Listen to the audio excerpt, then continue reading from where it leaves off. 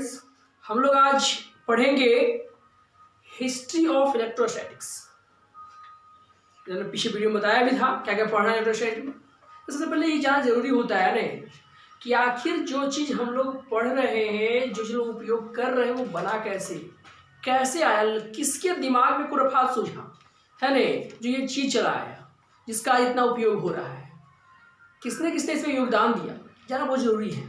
तो आज हम लोग यही पढ़ेंगे कि इलेक्ट्रोस्टैट आखिर आया कैसे, ये किसकी उपज है, किसने इसको दिया।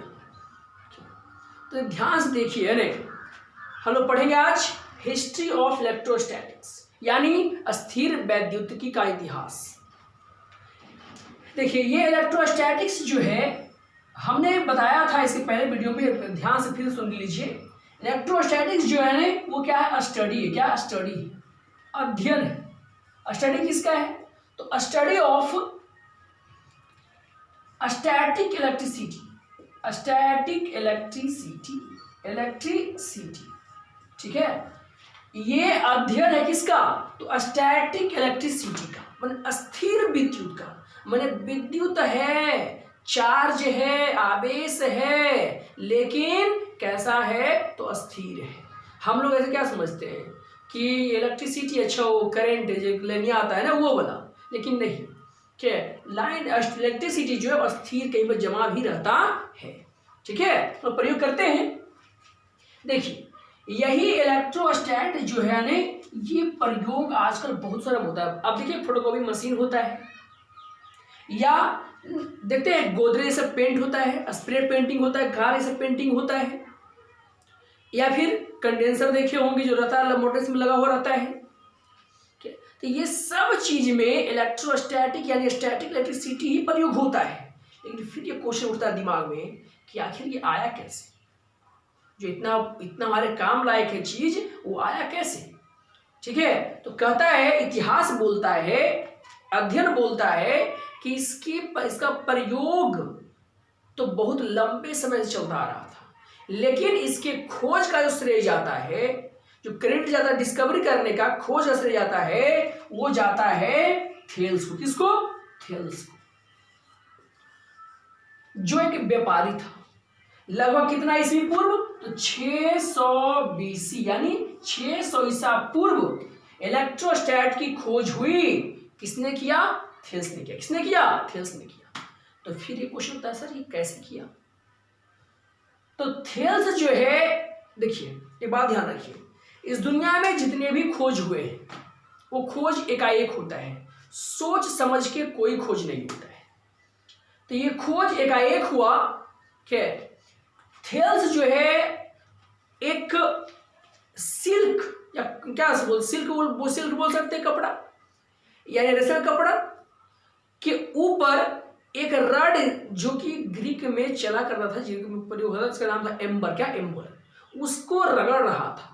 वही रगड़ने से के एक झटका, शॉक, उसको एक शॉक लगा, झटका लगा, और उसी झटका लगने के कारण उसने क्या किया कि इस शब्द को इजाद किया, इलेक्ट्रिसिटी, इलेक्ट्रोस्टैट को इजाद किया। उसने कहा कि इसमें इलेक्ट्रिसिटी जो है वो क्या है, रुका हुआ, स्थिर है, कहीं जा नहीं जा रहा है, क्योंकि उसको शॉकिंग किया ना, शॉक दिया। तो ध्यान रहेगा, इलेक्ट्रोस्टैट की खोज थेल्स ने किया। किसके कारण? तो किसके कारण? तो रबिंग ऑफ किसका? एम्बर ऑन क्या? सिल्क और क्या? ऊल। सिल्क और ऊल ने सिल्क या ऊन के कपड़े पर एम्बर को रगड़ने से है ने इलेक्ट्रोस्टैट की उत्पत्ति हुई। कब? 600 ईसा पूर्व। किसने किया? थेल्स ने। किसने किया? थेल्स ने। इलेक्ट्रोस्टैट है क्या? तो स्टैटिक इलेक्ट्रिसिटी है। तो फिर ये क्वेश्चन उठता है, सर इलेक्ट्रिसिटी जो शब्द है, इलेक्ट्रिसिटी शब्द जो है ना, वो कैसे बना? तो बोलता है, इतिहास बोलता है कि इलेक्ट्रिसिटी जो है, यह शब्द ग्रीक वर्ड, कौन सा वर्ड? ग्रीक वर्ड के इलेक्ट्रॉन से आया। किससे आया? इलेक्ट्रॉन से आया, जिसका मतलब होता है एम्बर। क्या होता है? एम्बर, ठीक है। देखिए चूंकि एम्बर के घर्षण रबिंग के कारण, एम्बर के रगड़ने के कारण इलेक्ट्रिसिटी प्रोड्यूस हुआ। इसलिए लोगों ने क्या समझा, अनेकों साल तक ग्रीक के लोग क्या समझते रहे कि अच्छा एम्बर में ही कोई गुण होता हो जैसे कि शॉकिंग होता है, लेकिन नहीं, बाद में फिर थेल्स ने ही यह बताया, लोग समझाया कि नहीं, कोई भी दो चीज को आप जब रगड़ते हैं, रबिंग करते हैं तो इलेक्ट्रिसिटी प्रोड्यूस हो सकता है, जनरेट हो सकता है। जैसे एक ग्लास रड को, कांच के रड को आप रगड़ दीजिए कॉटन कपड़ा पर या सिल्क का रेशम कपड़ा पर रगड़ दीजिए, उससे भी वो पाया गया। और भी घटनाएं हुई, जैसे क्या बाल ये सब जो है उसमें हम लोग कंघी करते हैं तो वो कंघी में बाल और कंघी के बीच में अट्रैक्शन होता है। सब घटनाओं को देखते हुए यानी लोगों के मन में इलेक्ट्रिसिटी के प्रोड्यूस होता गया। लोग समझते गए कि नहीं, किसी भी दो वस्तु को भी रगड़ने पर इलेक्ट्रिसिटी प्रोड्यूस हो सकता है, यह एम्बर का कोई खास गुण नहीं है। ठीक है, बाद में जाकर इसका मुख्य कारण देखिए, पहले ये पता चला कि इलेक्ट्रिसिटी जो है वह रबिंग घर्षण के कारण प्रोड्यूस होता है, लेकिन बाद में जाकर इसका मुख्य कारण पता चला कि नहीं, जब रबिंग हम लोग करते हैं, जब घर्षण करवाते हैं तो उस वस्तु पर एक चार्ज प्रोड्यूस होता है, एक आवेश आता है और वही आवेश जो है इलेक्ट्रिसिटी को प्रोड्यूस करता है, इलेक्ट्रिसिटी जनरेट करता है। कौन? चार्ज। और चार्ज जो शब्द है कि उसके डिस्कवरी का जो चार्ज जो शब्द है उसके बारे में लोगों को लगभग 1800 ईस्वी के आसपास जाके है ना चार्ज के बारे में सही तरह से पता चला था कि जो बेंजामिन फ्रैंकलिन ने के प्रयोग करके समझाया था, है ना। तो आइए इन बातों को पहले नोट कर ले, फिर आगे सीखते हैं। देखिए ना, क्या इलेक्ट्रोस्टैट क्या है? Electrostat is a branch of physics in which we study about क्या इसका static electric field are study, माने एक ऐसा ब्रांच फिजिक्स का जिसके अंदर हम लोग स्थिर विद्युत क्षेत्र, माने एक स्थिर एक फिक्स इलेक्ट्रिक फील्ड का अध्ययन करते हैं। ठीक है, इसका प्रयोग electrostatic is used in various field, इसका प्रयोग अनेकों क्षेत्र में होता है। जैसे फोटोकॉपी का मशीन है, स्प्रे पेंट को स्प्रे करना होता है, एलसीडी है लिक्विड क्रिस्टल डिस्प्ले, कीबोर्ड है, टच पैड होता है जिस पर लोग क्या लिखा करते हैं, सॉर्टिंग सीट्स होता है, क्या बीजों को क्या भंडारित करने में, बीजों का अच्छा करने में क्या प्रयोग किया जाता है, किसका? इलेक्ट्रोस्टैट का। इसके अलावा एक कंडेंसर है, रेजिस्टर है, सब में क्या इलेक्ट्रोस्टैट इस्तेमाल होता है। The credit of discovery of static electricity, यानी इलेक्ट्रोस्टैट के जो खोज करने का, डिस्कवरी करने का जो श्रेय जाता है, किसे जाता है? थेल्स को। कब खोया था? 600 BC में। कब खोया था? 600 ईसा पूर्व खोया था। किसको? स्थिर विद्युत को। कौन? थेल्स ने। कैसे खोजा? तो हुआ क्या, Thales notice that amber rod with wool और cloth attracts lighter objects because amber gets electric charge by rubbing. Thales देखा क्या कि जब एम्बर छड़ को ऊन या वस्त्र से रगड़ा जाता है तब वो हल्की वस्तु को अपनी ओर खींचता है। क्यों खींचता है? उसे ऐसा लगा कि यह ऐसा इसलिए हुआ क्योंकि एम्बर पर घर्षण के कारण जब रबिंग किए, घर्षण किए तो आवेश उत्पन्न हुआ है, कुछ चार्ज प्रोड्यूस हुआ है, कुछ विद्युत प्रोड्यूस हुआ है, क्या किसी चीज को खींचता है। ठीक है, देखिए ने आए क्या हुआ, क्या ने अनेकों साल तक लोग यही सोचते रहे, ग्रीक के लोग, कि यह एम्बर का कोई खास गुण है ना।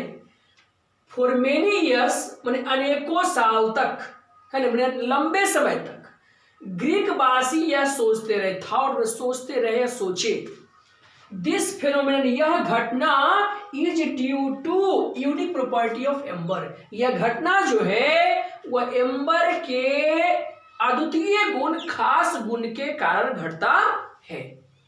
क्या? फिर सुनिए ने, लंबे समय तक ग्रीकवासी यह सोचते रहे कि यह घटना एम्बर के खास गुण के कारण घटता है, एम्बर के खास गुण के कारण घटता है। लेकिन नहीं, इस बात को गलत किया कौन?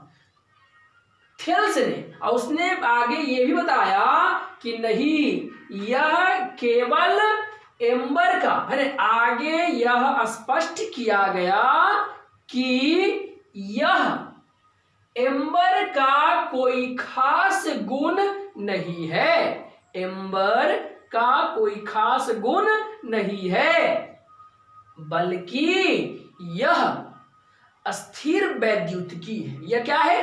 अस्थिर वैद्युतिकी है, जो घर्षण के कारण उत्पन्न होता है।